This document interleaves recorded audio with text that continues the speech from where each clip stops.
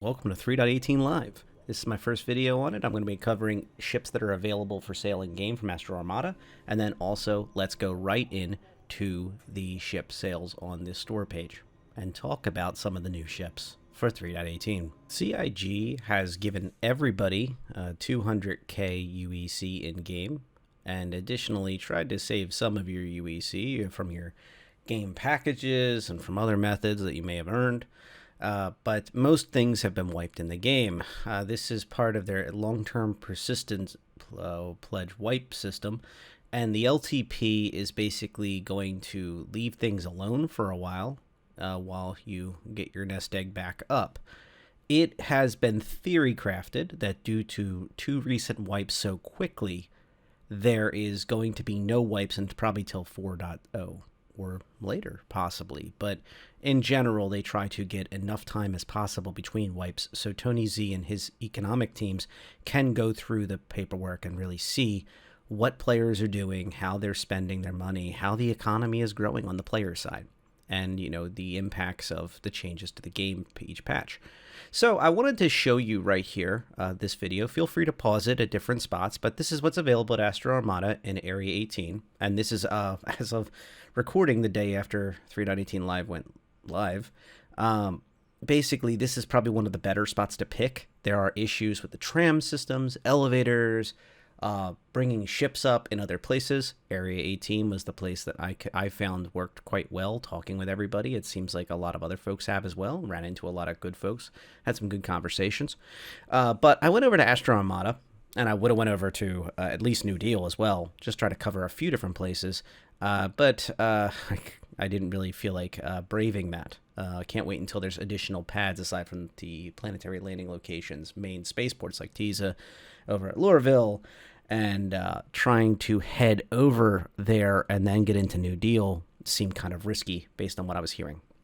But you can see here an Anvil Centurion at 287.4. You have an Anvil F7C Hornet Wildfire at 2.246 million UEC. So the free money is basically not going to get you some amazing ship right off the bat, but it can get you started very easily. So you can see that there's multiple levels of scaling here, and some ships are worth a little bit more than others. Like, for example, a 315P being at 882k UEC is quite a steal, honestly, compared to some of the ships. Like the Hawk is over 1.1 mil or so, I think.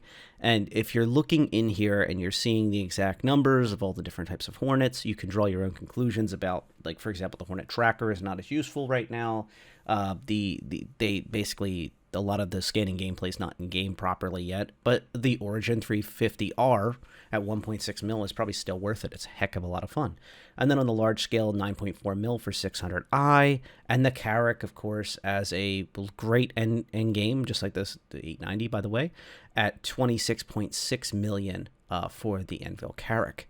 Additionally, the 600i Touring being at 9.8 mil is very interesting to me, just shy of 9.9 mil UEC, because the 600i is currently in the pipeline to get its golden pass, and it is looking very, very good for that ship.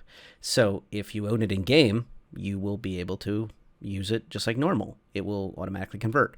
One other thing I wanted to mention, I get this question once in a while. If you can't jump in game for a while, you're having issues logging in, etc., you're not home, just remember that wipes do not impact ships you buy out of game. The wipes only impact things that you have purchased in game. There you can see the 890 jump, another end game type item, 32.29 mil.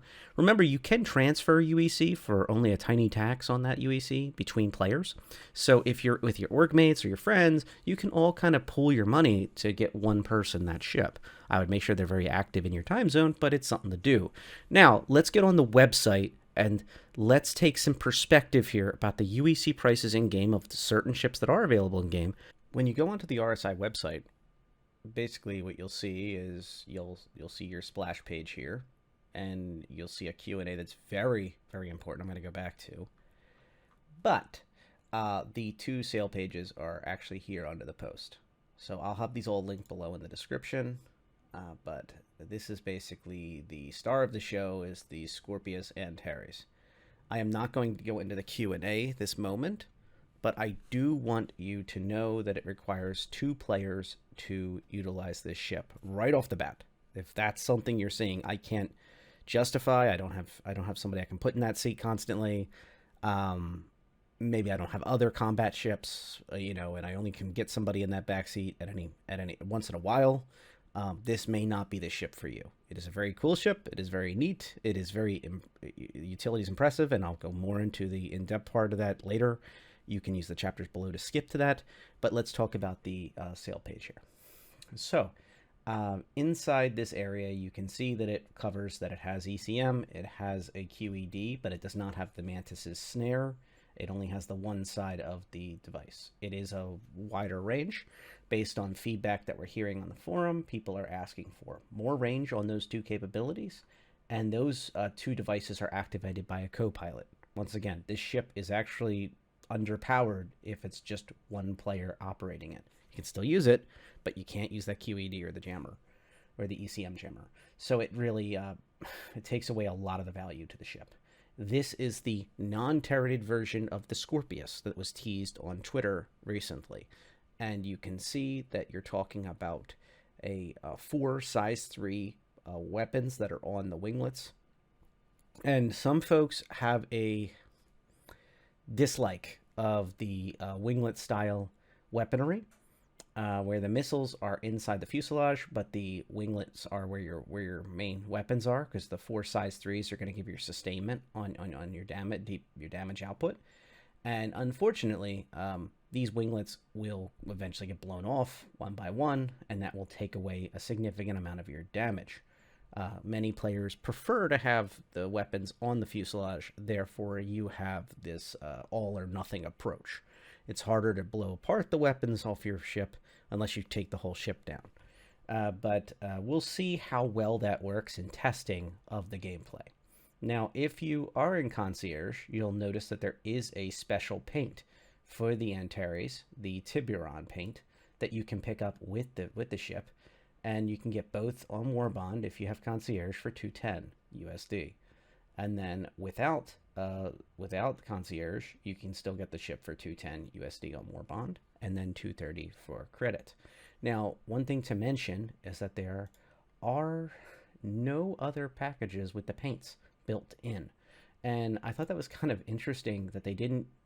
Traditionally, there's many paints for the Scorpius, and you'll see a package coming up I'll talk about in a minute, but sorry, down here.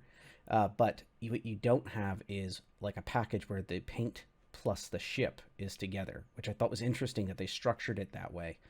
And it really brought up some interesting thoughts in my head about, like, why would you do it in that style? But I don't know. One thing to mention as well is even if you get the Warbond on this, you end up with, this one has lifetime. Sorry, I'll talk about these in a minute. But this one does not have lifetime on the credit model, only 6 months insurance. So unless you really have your heart set on this ship now, or you're CCUing to it, wait for the big sale where you'll get 10-year insurance on the Antares if you're using credit. Another thing you can do is get 2 packs. So this is the turreted model and the non-turreted brand new model together in a pack, and they do have the LTI. And that is 2 entire ships. Now, once again, they're both 2-seaters. So if you do not have 2 players to put into this ship reliably, you really might want to keep looking.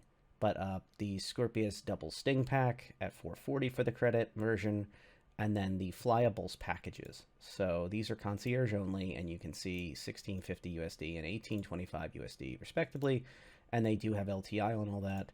You will see that they have a Phoenix, but I don't know how I feel about these packages. There seems to be a large push for a variety of things from RSI. And this is not uncommon. You'll see one in the Drake side too. When I went through the Vulture content, the Vulture has package. It's like the Drake's flyable pack that has a cat in it, for example, with LTI and a bunch of other ships. And it just didn't feel like it was that much value for your money, although you do have the rare Phoenix involved. But the prices just seem extremely high for what you're getting. It just feels like, you know, the max prices on especially smaller vehicles and ships tend to increase the price of something greatly. I will mention that I have a soft spot for the Aurora LX. It was my first ship.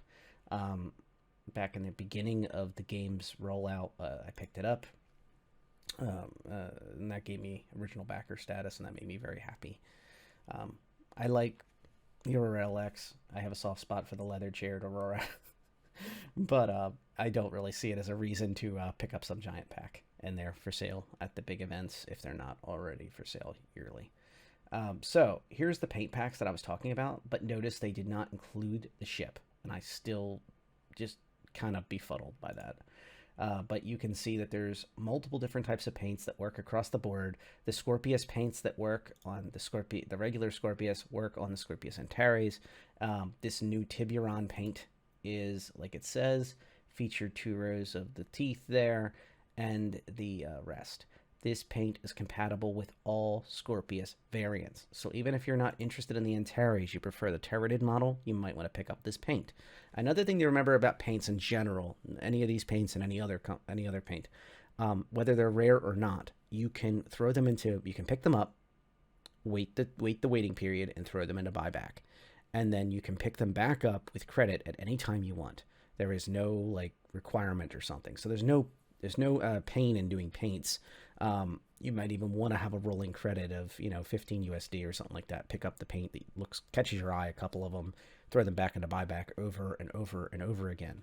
And then later on, when you start really falling in love with certain ships, even if you buy them in game, by the way, you can use the purchase paints on the website on the bought in game one, and you can have the full the full premium experience without having to spend much at all.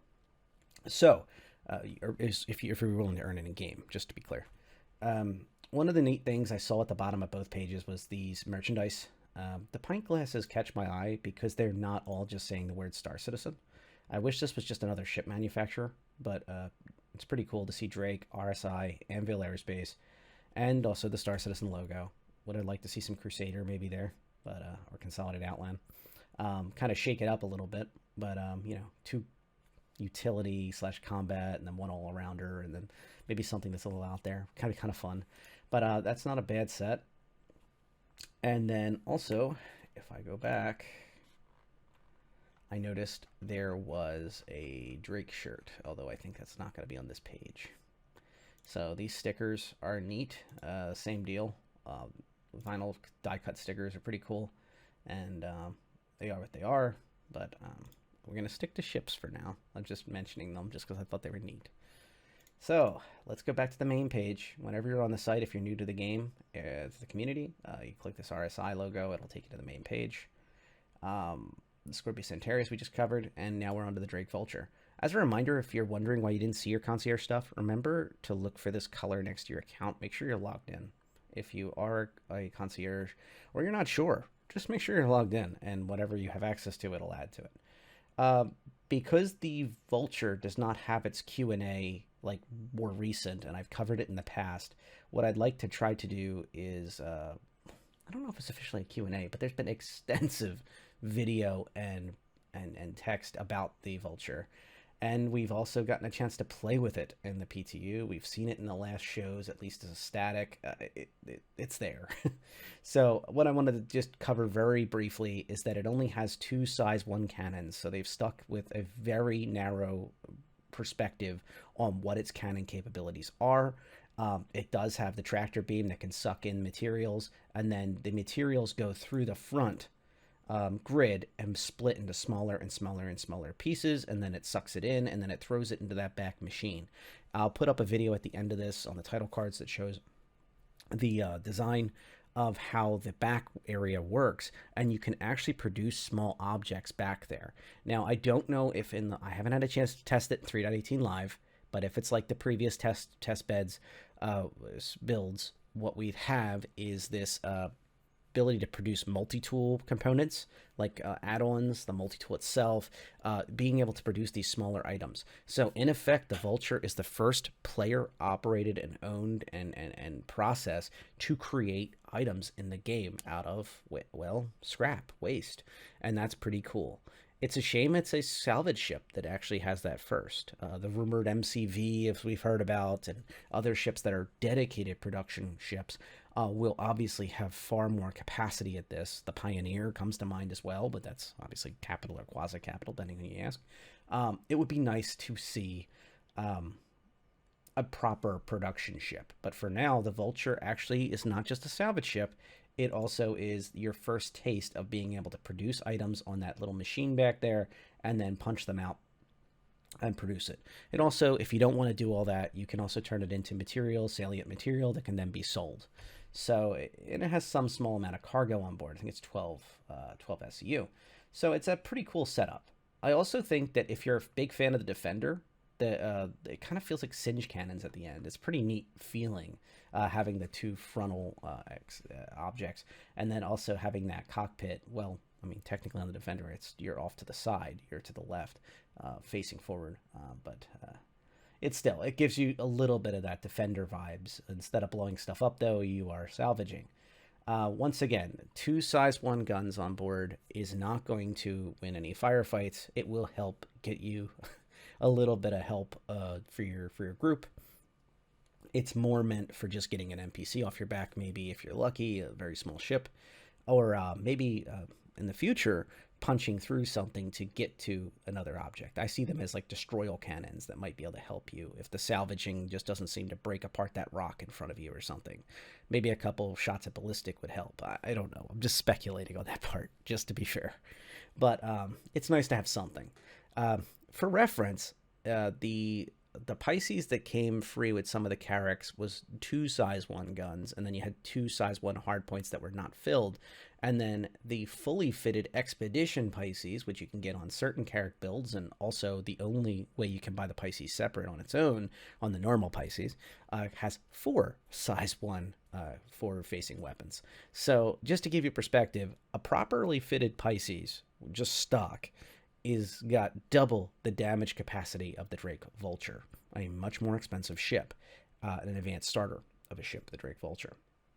I think that the utility of the Drake Vulture is very useful. Like, I'm just trying to drive home the point. I'm not saying it's a bad ship. I'm just trying to drive home the point. This is really meant for after the fight. It's really meant to come in, and do not rely on its combat prowess because it has none. Okay, with that out of the way, the Vulture comes in at 150 USD war bond, which is pretty fair for what you're getting, and then 175 USD credit. However, take a look at the war bond. That comes with only 6 months insurance. So what you have is, on the Vulture, you have a value proposition where, honestly, unless you're CCUing, I would not recommend getting it at all unless you get to the bigger packs, and we'll talk about that in a minute. That's obviously a very specialized person. I would more pick this up at the big yearly sales, and we have a sale coming up very, very, very soon. 10-year insurance you would get if you wait. Okay, so some of the ship packs available. The Vulture and Cutlass pack are very interesting to me, and I would like them if they didn't just have 6 months of insurance. That being said, if you're not an insurance snob and you're saying, hey, why do you keep talking about insurance? 235 USD for having a Vulture and a Cutty are pretty good. A Cutlass Black will allow you to do a lot of combat environment, and then the Vulture will give you a lot of utility. And if you get tired of the Cutty Black, you can CCU that very easily into a Cutty Blue, a Cutty Red, etc., and kind of specialize yourself into pretty interesting different gameplay loops. Both of these ships would be a great...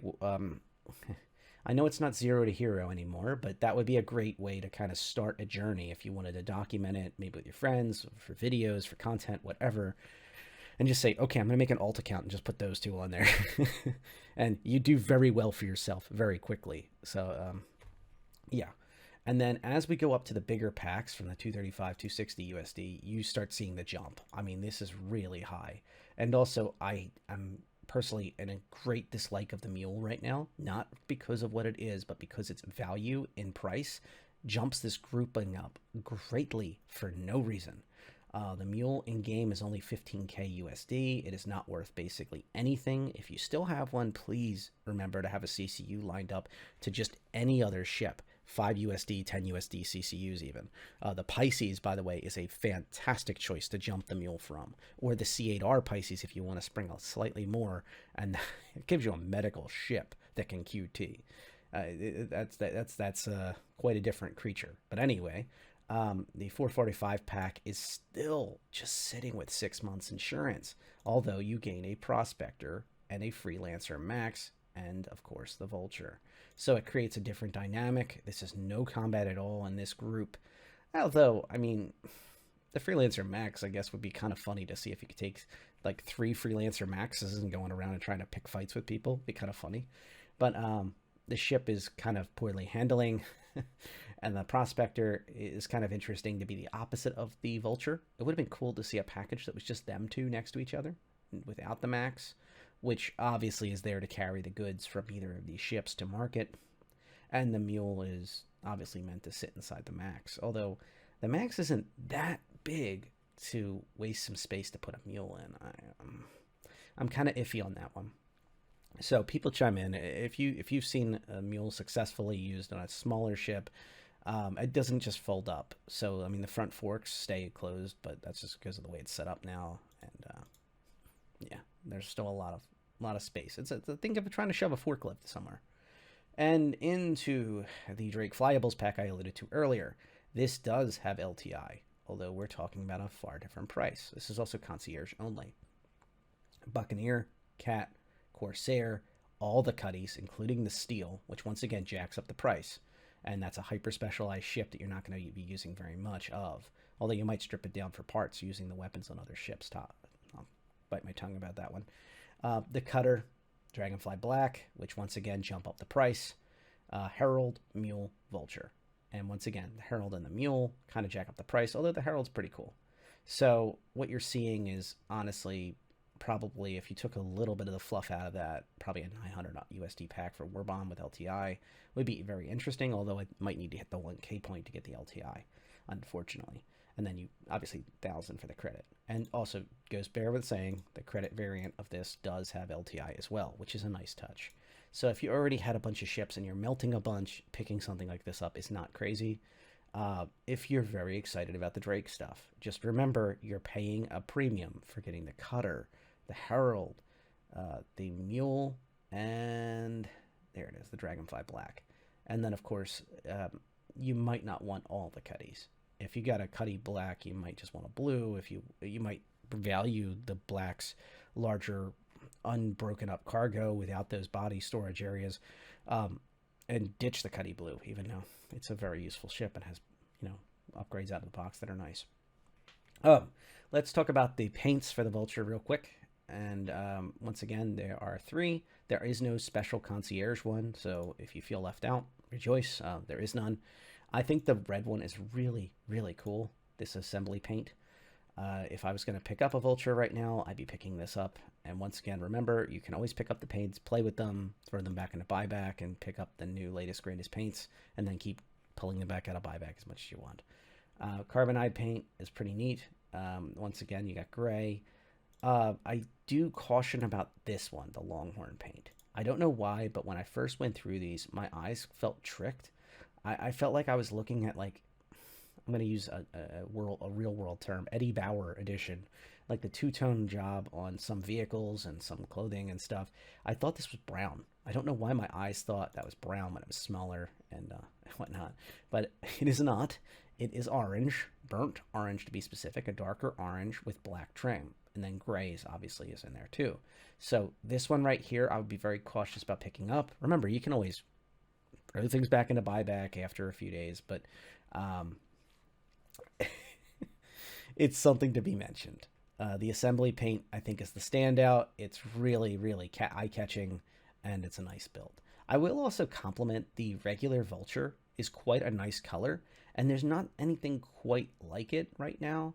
So I like that idea that the Vulture is rapidly identified by other players, and it does not look combative.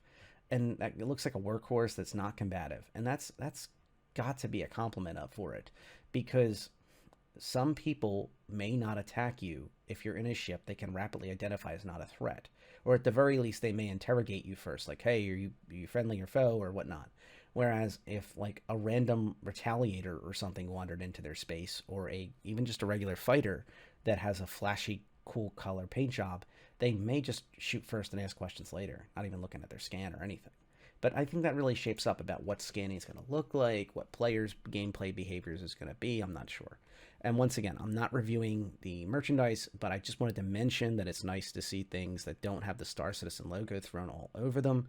I think it's really cool when they have something that really looks like a Drake team would actually wear and sell. And it's actually Dickies gear. So if you're familiar with that, that's more used by mechanics. It's used by guys who work outside. The guys and gals who use these work outside, and they use the equipment constantly. So if you want to think about it that way, it's a nice touch, especially for a company that's very utilitarian, rugged, and doesn't give an F as Drake, for better or worse. And it's perfect that it came out with the Vulture. So it's a little high for price-wise, but it is embroidered, and I think you actually it would be pretty cool to have someday. So that's all I've got on the two store pages, and let me put all this together, bottle it up, and then go over to the Q&A on the Antares, which really needs to go over with a fine-tooth comb. We have the RSI Scorpius Antares on the Q&A, and I'm literally leading live chat on my other screen, seeing that CIG is putting up the status that the servers are back up to operational status. So if you're seeing this on Saturday afternoon, in the US time zones at least, or the evening to my Euro friends, good evening to all you. Now's the time to jump back on and give 318 Live a shot. And on that note, let's talk about the Scorpius Q&A, which once again is a little controversial. I have already mentioned earlier in the video, if you skipped ahead, that the weapons mounts being placed on the wings, winglets, are basically at risk, being that these can be shot off, whereas the missiles are internal. But obviously missiles are a consumable object. You fire and then they disappear, and then you have to rely on your weapons that are mounted on the winglets. So just some thoughts there. Basically, they say that the Scorpius is faster in a straight line, but it is less maneuverable than the traditional Scorpius. So the Antares is faster as an interceptor role. It makes sense. And the differences are very minimal. However, they are there. And I can confirm, based on what we've at least seen on the PTU builds, that is the case. It is not much faster, but it is a little bit, and it does not turn as well. So that means that your tactics are going to have to be a little different than other interceptors that are a little bit more maneuverable. In particular, I think the biggest comparison is the much lighter but squishier Mantis. This Scorpius Antares is still a two-seater heavy fighter you're dragging around, and so you need to slow down a little bit as you're getting closer to your target and try to anticipate which direction they may do if they start doing maneuvers to try to cut out a different direction. Especially once you start jamming their quantum capabilities, they're going to start thinking differently. They're going to start thinking about dogfighting mechanics and start thinking about perhaps different solutions that you may not like.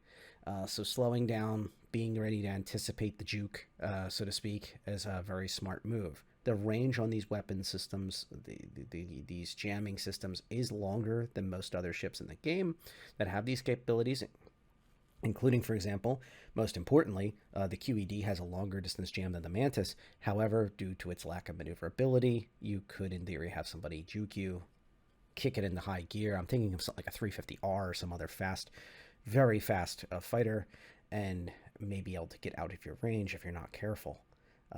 The QED is well suited for people that are in at least one other ship tagging along with them, where if they start juking you, you start getting more damage on target while you spin around to get your 4 size 3s and start slapping the enemy target with missiles as well. So just some thoughts there. The Antares cockpit does not differ from the base Scorpius, and one of the things they talk about is the plan to have 2 MFDs due to the fact they want more helmet-based MFDs in the future. And that is part of a HUD change that they've been constantly doing that goes all the way back to the building blocks ideas. That's very exciting. And so customizable HUDs are going to be a thing, and less focus on the MFDs in front of you, but a couple key ones that will have the stuff booted up. In particular for the co-pilot on this ship, I'm jumping ahead a little bit, but they don't even have access to the missile systems. Really, their main job is going to be activating the QED and the ECM, basically pressing one of two buttons right now, although in the future that might be a mini game, or what I've heard suggested from a few folks is perhaps being able to lock onto a specific target and issue a QED code so you won't jam your friends from being able to quantum or jam neutrals, but specifically the target enemy. That does change the definition of what this ship could be, but that would be much more interesting to me, having a co-pilot that could do something like that.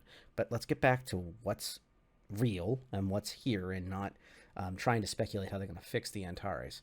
Sorry, I'm sure I'll let my bias shine a little bit here. That's why I put this at the end, to be fair. Despite losing the turret, and therefore a substantial amount of its original firepower, as well as reduced angles of cover fire, the Antares still packs a punch in terms of weaponry, with the Antares classified as a heavy fighter. And CIG has said, yes, we classify it as a heavy fighter due to its remaining firepower, and provides punch in alternate ways due to its EMP and quantum jammer. However, it does somewhat straddle the line between heavy fighter and interdictor. That is due to its speed and its lack of maneuverability kind of being two hallmarks of two different classes. The interdictor being fast and a decent bit maneuverable, whereas the heavy fighter being less maneuverable but packing a lot of firepower. It's kind of a weird creature, and that's kind of fun. I could see this rolling around with other heavy fighters and having a good time. Your Vanguard series, for example, if you can fit people in the co-pilot seats. How does the extra interdiction and EMP modules affect the Antares signature? And the answer is, when people scan you, it is extremely power hungry, and the additional power plant to run them will give you a higher signature than the regular Scorpius. And this is the way they worded this is, I would extrapolate, it's based on EM and IR signatures will be higher. For those who are wondering what I mean, EM is your electromagnetic issuance, your emissiveness, and that gives you a higher result for EM strong scanners or people looking for EM signatures, and IR being heat. They're looking for the heat that's given off by large engines, that's given off by the heat giving off from your coolers and your power plants that are pushing all that heat to the coolers. So it's both spectrums, as I understand it, that it will be higher in. One thing that does not seem to change would be your visual spectrum. In fact, it might have a slightly lower visual signature due to the fact it doesn't have a tiny little turret shoved on top. Although the difference is going to be negligible, and those wings are pretty wide once they're put into the attack set up and not in landed config. So I don't think that's worth mentioning too much. You will have a higher EM and IR signature. And I believe that's not just because of it makes sense, but also for fairness and gameplay balance. Players should know if they're wandering into a fight where the enemy can hold them down and the stakes are that much higher. Additionally, players that are escorting haulers will know to prioritize this thing. I said in my other videos about the Antares, the informal discussion video, that the Antares will be primaried, and it will do a better job of taking a little bit more damage, a lot more damage than the Mantis. And I still hold to that the Mantis is far squishier, and the Mantis does not bring as much firepower to, I'll call it the get off me effect, where you have a bunch of weapons that you can give a punch back and make them think twice about interacting with you. Whereas the Antares is slower than the Mantis. So it does create an interesting dynamic, and the EM and the IR seem to be off the charts with the Antares based on what we're seeing, at least for a heavy fighter class. But it's going to be worth bringing if you can fit two people on it. And sorry, I'm a broken record, but I just need to drive it home. How does the Antares quantum enforcement device, the QED drive, component differ from that of the Mantis? The Antares does not have the full QED, just a quantum jammer, which prevents nearby ships from using their quantum drive. The Mantis has both a quantum jammer and the snare, which pulls other ships out of quantum travel. However, the Mantis does not have an EMP like the Antares. So the important thing to remember is that the QED on the Antares is longer range, but it does not have the snare that can pull people out of quantum. With the longer range QED engaged, what you do is if somebody's on grid with you, you can slap it down, and if they're within range of it, they cannot quantum. And that also means micro quantums, by the way. CIG has confirmed that. So that's very interesting. And then it talks about the advantages of EMPs on other ships versus this. So compared to the Cutlass Blue or the Vanguard Sentinel, what does the EMP and having the quantum jammer in the same ship mean, and what's the difference there? On the EMP device, has a combination. The Cutty Blue and the Sentinel only have one of the two items. However, the Sentinel and Cutlass Blue benefit from having an accessible interior space, providing greater flexibility in the role, which means also they have a longer range. Being able to do hygiene, being able to drink and eat without being stuck in your seat, being able to go to your storage and grab a small arms weapon and then EVA over to a wreck or whatever you find, or grab a multi-tool and go somewhere without having to literally leave a tiny little cockpit and then have no storage for anything. So they also have storage, which I think is a big interesting thing, particularly on the Cutty Blue. There's a decent amount of space in that ship, even with the the bounty hunting storage, which once again, that's a whole nother class of gameplay loops it can do that this ship simply cannot. And the Sentinel has the capacity to do the jamming. It can, in the future, will be able to issue out missiles that can pretend to be other ships that come up on scan.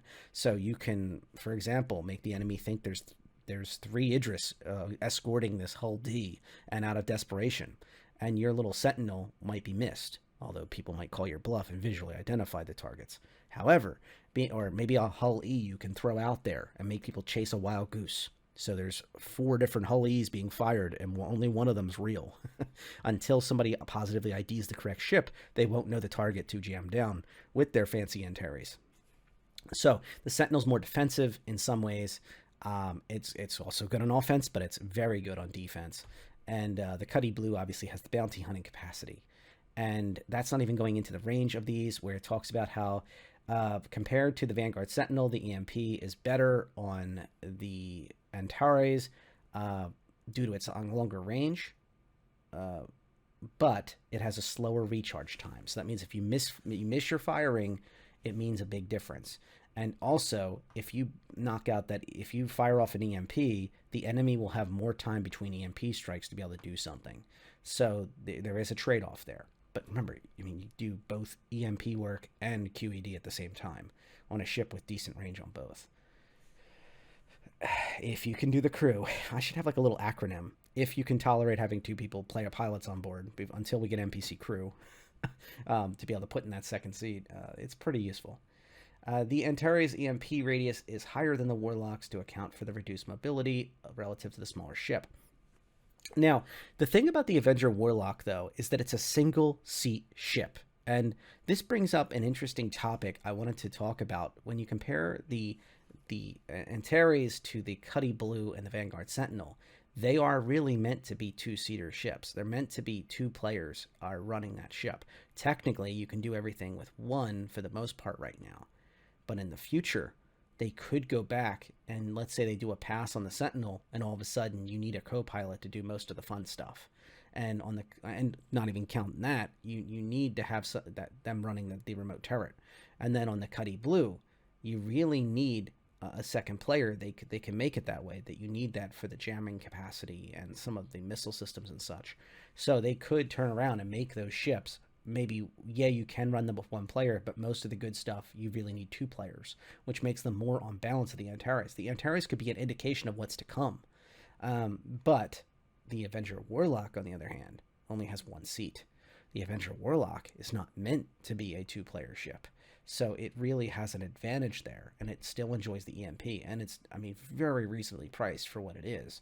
And it brings a lot of utility to your fleet. That being said, the Squishy Penguin is got its downsides, and it sacrifices its storage, and it sacrifices a lot of damage capacity compared to an Antares. But yes, it only needs 1 person to run it. And so we get into the nitty-gritty here, that the EMP generator is bespoke, confirming something that a lot of times we find out with the newer ships. A bespoke system means it cannot be moved from ship to ship. It can only work on the Antares, the EMP generator. It talks about the spool time rates, and it's talking about the ship that doesn't exist, the Saber Raven, because it was only an Intel prize code, and it still cannot be purchased in game for some reason. It can be purchased as a different paint, like the AMD one, the AMD promotions did. Sorry, variant, even though it's just a paint. The Avenger Warlock and the Vanguard Sentinel. Currently, the Raven has the fastest spooling, but once again, very few people in the verse even have one, so it doesn't matter. And the Antares and the Sentinel are the slowest. And that's just giving us some perspective. Remember, the Warlock has a shorter range, that's why it has a faster spool time. If someone is playing solo, can the pilot control the Quantum Jammer and the EMP? No, a co-pilot is required to activate the Quantum Jammer and the EMP. Just confirming what I've been saying throughout this video from the beginning to now, you need your co-pilot. Does the co-pilot have control of the missiles as well as the EMP? No, the co-pilot just has access to the EMP and Quantum Jammer. The pilot controls the wing weapons and missiles, which is a huge miss, honestly. If the co-pilot could at least operate the missiles, that would take a lot of the complaints I think a lot of people have for this ship. It's very hard to justify telling your friend or your workmate to sit in the back seat. Unless you guys take turns being the pilot, it's really hard to justify, especially because they can't even fire the missiles and feel like they're part of it other than just jamming and QEDing. Is the E-War component, the EMP, of Antares fully modular? For example, can it be replacing the Scorpius' turret? The Antares, a full variant of the original Scorpius.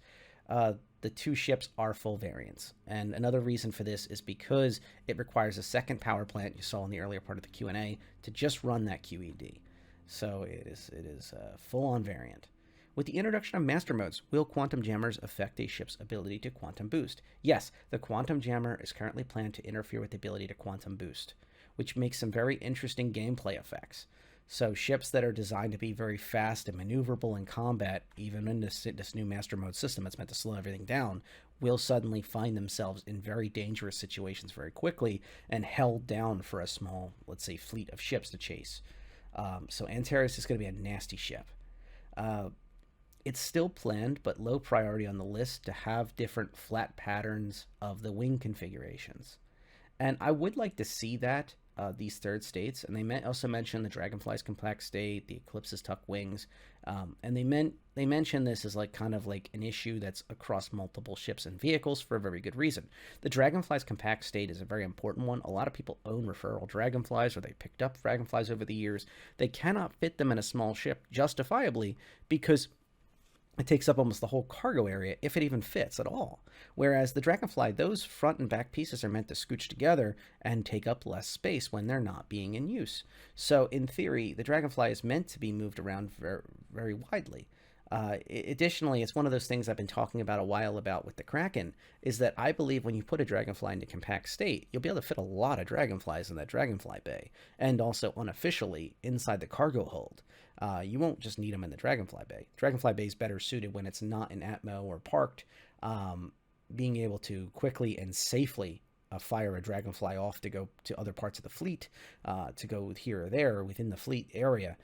But really, it'll come into its own when those Dragonflies compact are just zipping back and forth. And also on the Cat, too. Fitting quite a few of these in the front room of the Cat would be very interesting. So, Eclipse's tuck wings to fit in larger ships, really, is what that's for. The Dragonfly's compact state to fit in many ships, and very excitingly, whole groups of them being socked away. And then the Scorpius's wing configuration being able to put into a flat pattern that is not the landed config and is not the wide winged config, would be very interesting. And it would also change the firing pattern of the weapons mounted to the wing, as long as they can still be fired in that new configuration. So that'd be really cool, and it would be a nice touch for both Scorpiuses. What is the reasoning behind the Antares as a two-seater versus a one-seater? And this is, save the best for last. Gameplay-wise, having all of that work, I'm adding that word, on a single player would be quite overwhelming compared to splitting the load between two, especially in the heat of combat. For example, a single player having to deal with guns, missiles, the EMP, and Quantum Jammer when engaging a group of enemies alongside friendly ships would be too much. With respect, I disagree. I feel that that should be the choice of the player. That co-pilot seat can be used or not used. In many ships, we have the ability to give control of different items to the co-pilot, or when the co-pilot sits in the seat, they can access certain things anyway without any issuing of anything. And that's the way it should be. It should be optional to use that two-seater seat. The argument that it is too much work to have the pilot have 2 more buttons is silly to me. And yes, is it more ideal to have somebody who can fire off the QED or the EMP at the perfect moment? Yeah. But how often am I going to have another player just sitting around ready to push 2 buttons? And once again, if we had the concept of being able to fire the quantum jammer or maybe even also the EMP at a targeted ship, if the co-pilot can like lock on and like do a warm up and then fire it, and then not jam your friends, not jam your neutrals, and just attack the targeted enemy for like bounty hunting work and other things like that, and it'd be very interesting to me. But what we're facing here is not that type of thing. It is literally fire off the object and wait for the next cooldown. That's it. And I'm very disheartened by that type of thought pattern. I wish CIG would have left it in the hands of the players to find that themselves. I'm sure some players will feel overwhelmed and other players will not. I think of other games like War Thunder and the many buttons you have to memorize and press and run through. I think of StarCitizen itself and the many buttons that you already have to press. And you know what? I'll learn 2 more. I have not picked up an Antares, and I honestly hope that CIG reverses course on this 2-player mandatory configuration so I can. I would not subject my friends and org mates to being put into the backseat of the Antares. I just can't justify it. I'd rather than be sitting in a Mantis, and I really don't want that. I want this ship to be in my fleet. But it's just not worth it right now. Maybe if the Galaxy got a module that did QED and were specialized in ECM, or ECCM, that would be very interesting to me. If like it can enhance your ships not jammed or jam enemy ships or fire off a QED, and it was on that scale, and there was some sort of mini game to be able to produce that capability, I would be very interested in a multi-crew aspect for that. But I just cannot see the point of a multi-crew ship like this, where the back seat is just there to push 2 buttons. Maybe when NPC crew come out, I'll pick it up. I will say the price is very fair. The variant is very cheap.